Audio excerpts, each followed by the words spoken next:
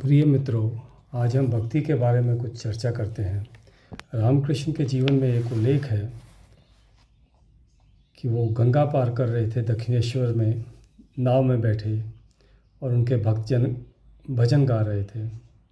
अचानक बीच भजन में वो चिल्लाए, मत मारो मुझे, मत मारो मुझे। जो भजन गा रहे थे वे एकदम ठिठक कर रह गए। कौन रामकृष्ण को मार रहा है? कौन मारेगा? किस लिए? उन्होंने कहा, आप कहते क्या हैं परमहंस देव? कोई आपको मार नहीं रहा, आपको हुआ क्या है? और उन्होंने अपनी चादर उघाड़ी और अपनी पीठ दिखाई, और पीठ पर कोड़ों के निशान हैं और खून बह रहा है। भक्त तो किंग कर्तव्य विमूढ़ हुए। उन्होंने कहा, यह हमारी समझ के बाहर है, ये हुआ कैसे? रामकृष्ण ने कहा, वो देखो, उस तरफ देखो, वो तट के उस पार एक मल्लाह को पीट रहे हैं कुछ लोग। जब नाव जाकर किनारे पर लगी तो भक्तों ने उस आदमी को जाकर देखा, जिसको पीटा गया था। उसकी कमीज उगाड़ी, उसकी पीठ पर ठीक वैसे ही निशान थे, हूबहू जैसे कि रामकृष्ण के थे। अब बात और अबूझ हो गई। उन्होंने रामकृष्ण को पूछा, ये हुआ कैसे? तब रामकृष्ण ने कहा, उस क्षण मेरा तादात्म्य हो गया था। उसे लोग मार रहे थे, तुम तो भजन में लीन थे। मेरी आंखें उस तरफ लगी थी। जब वे उसे मार रहे थे तब एक क्षण को मैं उसके साथ एक हो गया। ऐसी स्थिति का नाम समानुभूति है। यह सहानुभूति से अगला कदम है। लोगों में तो सहानुभूति ही नहीं है, तो समानुभूति तो कहाँ से होगी? सहानुभूति का अर्थ है दया। तुम्हें पीड़ा हो रही है, मुझे दया आती है।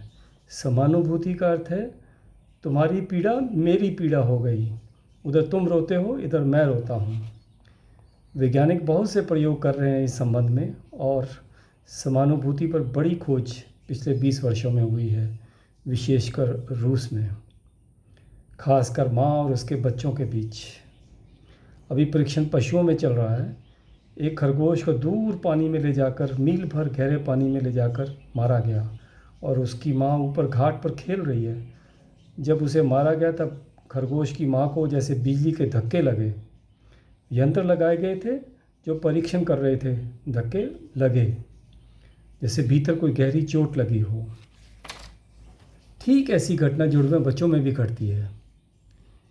एक जुड़वा बच्चा बीमार हो और दूसरा भी बिल्कुल उसी बीमारी से ग्रस्त होता है, चाहे वो एक दूसरे से कितनी भी दूर हों।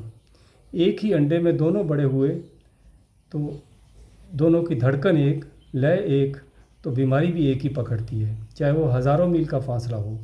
ये समानुभूति के लक्षण हैं। यह एक अनूठे ढंग का जानना है जहाँ हृदय जुड़े होते हैं। इस जोड़ का नाम भक्ति है।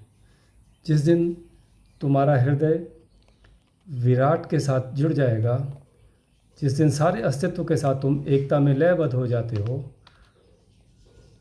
तुम्हारी भिन्नता नहीं रहती, तुम एकतान हो जाते हो, तुम उस विराट संगीत में एक स्वर हो जाते हो, तुम उस विराट संगीत के विपरीत नहीं बहते, तुम इस धारा के साथ एक हो जाते हो।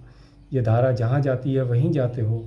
तुम्हारे भीतर विपरीतता समाप्त हो जाती है और भक्ति का जन्म होता है। धन्यवाद।